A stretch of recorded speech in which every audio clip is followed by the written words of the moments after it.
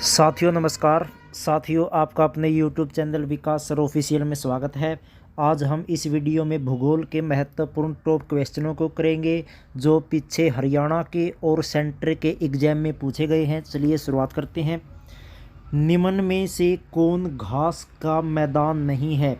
Selva, steppe, Llanos, downs. Answer है इसका सेल्वा। जो सेल्वाज है वो वृक्षों का उदाहरण है, न कि घास के मैदान का। स्टेपी घास का मैदान है, लानोज घास का मैदान है और डाउन्स भी घास का मैदान है। लेकिन जो ऑप्शन ए है सेल्वा वो वृक्षों की कैटेगरी का उदाहरण है, न कि घास का। सेकंड, मिसाबी रेंज किससे संबंधित है? आंसर है लोएस्क। मिसाबी जो रेंज है वो अमेरिका देश में है और ये लोएस्क के खानों के लिए प्रसिद्ध है। एनु किस देश के मूल निवासी है? एनु एक जनजाति है जापान देश की। किसकी? जापान की। काफ़ी इंपॉर्टेंट क्वेश्चन दोस्तों ये। उसके बाद किसे भूमध्य सागर की कुंजी कहा जाता है? आंसर है जिब्राल्टर जल संधि।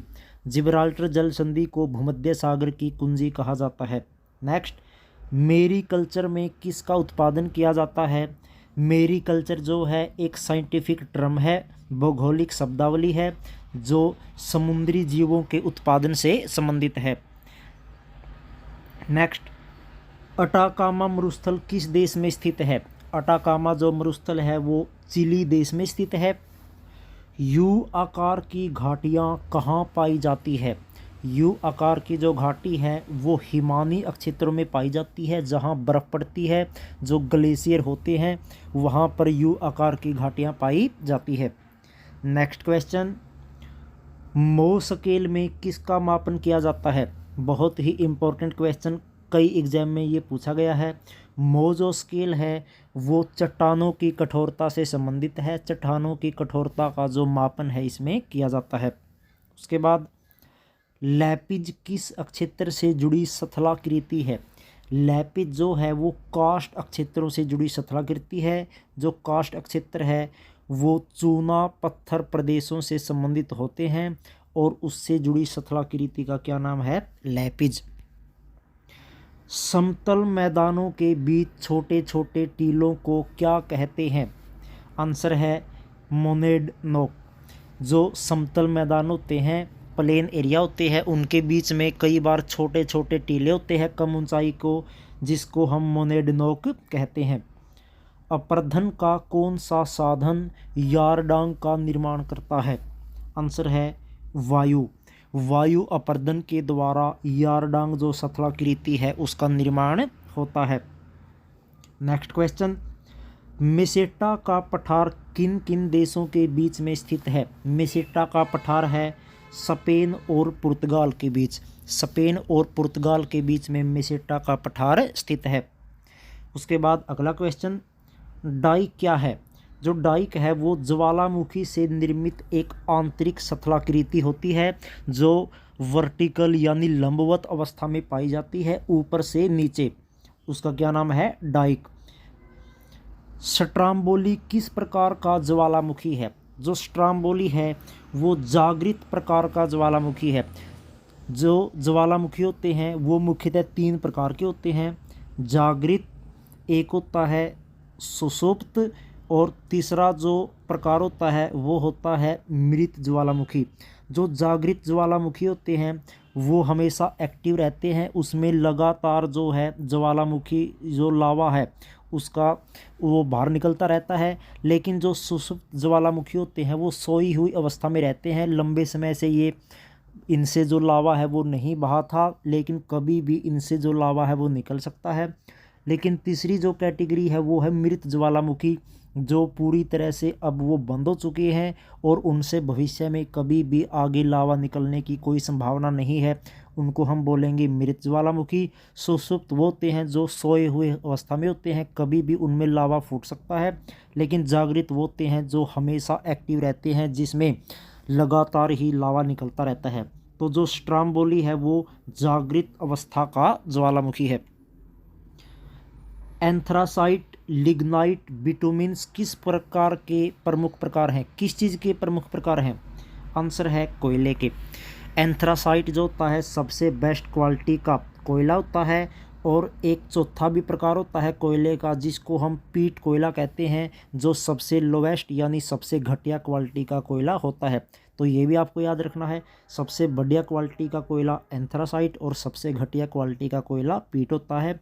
और एंथ्रासाइट, लिग्नाइट, बिटुमिन, पीट ये सभी किसके उदाहरण हैं? कोयले के। उसके बाद काल्डेरा किससे संबंधित है? काल्डेरा एक आकृति है जो ज्वालामुखी से संबंधित है।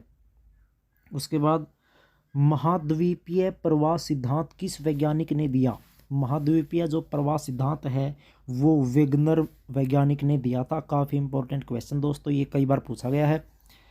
किन्हें जुड़वां खनिज कहा जाता है? ट्विन मिनरल्स, सीसे व जस्ते। सीसे व जस्ते को जुड़वां खनिज कहा जाता है। उसके बाद अगला क्वेश्चन, चरनोजम मिट्टी का रंग कैसा होता है? तो दोस्तों काला जो रंग है वो होता है चरनोजम मिट्टी का। और जो काली मिट्टी है ये आपको पता ही है, कपास की फसल के लिए सबसे बेस्ट मिट्टी होती है काली मिट्टी, जो भारत में गुजरात और महाराष्ट्र में सबसे ज़्यादा पाई जाती है। काली मिट्टी कपास के लिए काफ़ी इम्पोर्टेंट होती है।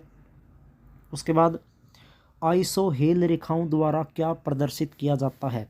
आइसोहेल रेखाओं द्वारा समान धूप को प्रकट किया जाता है, यानी समान धूप वाले स्थानों को मिलाने वाली जो रेखा है उसको हम आइसोहेल रेखा कहते हैं। उसके बाद टी मापक पर किसका मापन किया जाता है? जो टी मापक है उस पर चक्रवातों की उत्पत्ति जो है उसका मापन किया जाता है, यानी चक्रवातों की जो तीव्रता होती है, डेंसिटी होती है, उनका मापन होता है। सिलिकॉन घाटी कहाँ स्थित है? सिलिकॉन जो घाटी है वो कैलिफोर्निया में स्थित है। और जो कैलिफोर्निया है वो किस देश में है? United states of America. और जो सिलिकॉन घाटी है वहाँ पर इलेक्ट्रॉनिक्स जो साधन है जैसे कंप्यूटर, चिप्स वगैरह, लैपटॉप है, इनका वहाँ पर बड़ी मात्रा में प्रोडक्शन होता है, उसको हम क्या बोलते हैं? सिलिकॉन घाटी।